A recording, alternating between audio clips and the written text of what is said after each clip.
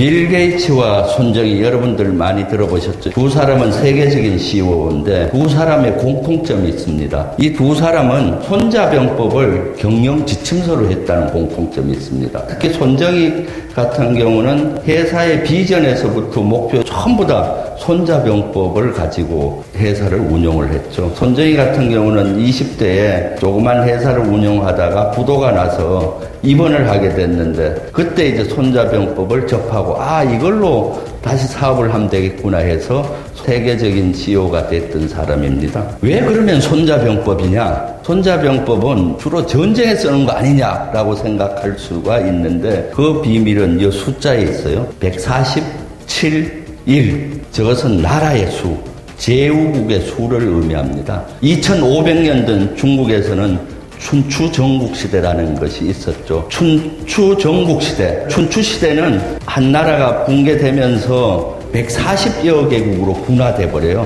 혼란의 시기죠. 140개국이 1년에 두세 번씩 전쟁이 일어나는 거죠. 그 당시 2500년 전의 중국은 지금의 중국 땅보다 한 2분의 1밖에 안 돼요. 거기서 1년에 두세 번씩 전쟁이 일어나니 국민들의 고통은 얼마나 심했겠어요? 그렇게 149개국이 싸우다가 나중에 7개국으로 압축이 되죠. 그것이 전국시대입니다. 7개 나라가 250년 동안 싸워서 한 개 나라로 통일이 되는데 그것이 바로 진나라죠. 진시황이 중국을 통일을 시켰던 것이죠. 이 춘추 전국시대에 어떻게 생존할 것이냐가 가장 큰 국민적인 관심사였고 제후국의 관심사였죠. 그래서 이 당시에는 많은 병법서가 나와요. 어떻게 하면은 천하를 제패할 것인가? 그때 태동됐던 책이 손자병법입니다. 국가와 국가끼리의 최고의 경쟁 상태가 전쟁이죠. 그래서 손자병법은 경쟁하는 사회는 어디나 써요.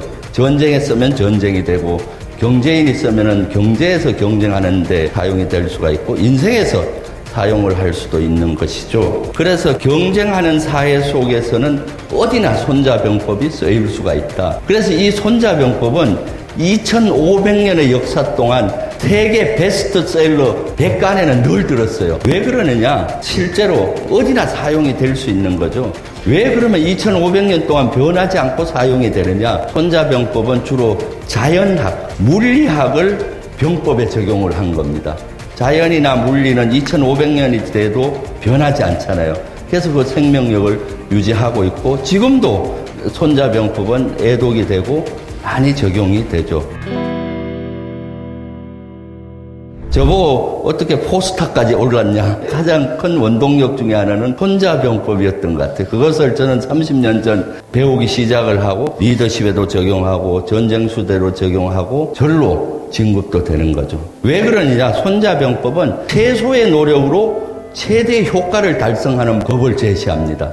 전쟁 때는 최소 희생으로 최대 승리하는 방법 또는 싸우지 않고 이기는 방법을 제시하는 거고 리더십이나 이런 데서는 최소 노력으로 최대 효과를 달성하는 법을 제시하고 있죠. 먼저 5가지는 선승 이후의 구전. 이겨놓고 싸운다. 그런 얘기를 많이 하잖아요. 이겨놓고 싸운다. 그러면 이겨놓고 싸우기 위해서는 어떻게 전략을 쓰느냐? 어리석은 사람은 무턱대고 싸우면서 이기려고 하고요. 손자병법을 아는 분들은 다 이길 여건을 만들어 놓고 쉽게 이기는 거죠.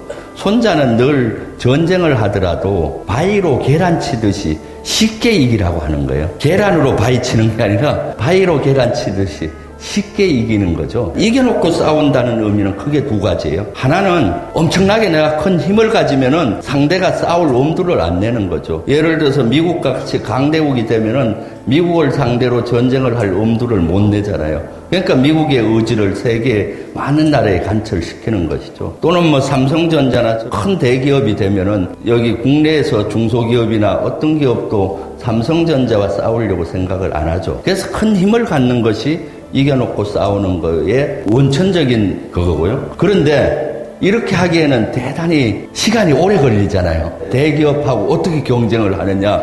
인생이나 기업은 지금 당장 경쟁을 해야 되잖아요. 그것도 이제 손자병법에서 얘기했어요.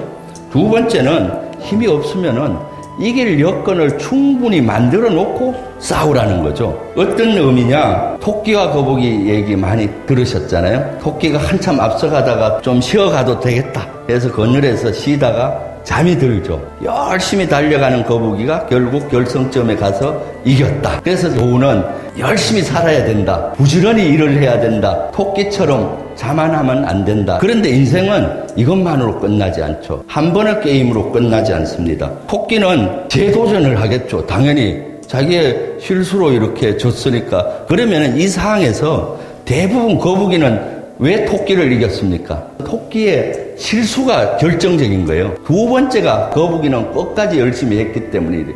거북이는 착각을 해요. 자기가 열심히 해서 이긴 걸로. 그런 경우 많을 겁니다. 그래서 거북이는 재도전을 받아주죠. 내 스스로 열심히 해서 이겼다고 착각하는 거북이 아침 일찍부터 열심히 연습을 하죠. 다시 이길 수 있다고 생각하고. 근데 다시 이길 수 있습니까? 토끼가 다시 잠을 잘까요? 아무리 열심히 훈련을 해도 이길 수가 없는 겁니다. 그런데 손자병법을 아는, 전략을 아는 거북이는 열심히 운동하는 그 시간에 제의를 해요. 좋다. 토끼야, 경주하자. 대신 조건이 하나 있다. 조건. 그래, 조건이 뭐야? 물을 거 아니에요. 그래서 거북이는 경주하는 레이스를 내가 선택하게 해주면 하겠다. 토끼 생각에 경주를 운동장에서 하든 산에서 하든 들판에서 하든 이길 자신 있잖아요. 그래, 경주 코스 너가 정해. 그럼 거북이는 강을 건너는 코스를 만드는 거예요. 강을 횡단하는 코스. 토끼가 강을 건널 수 있나요?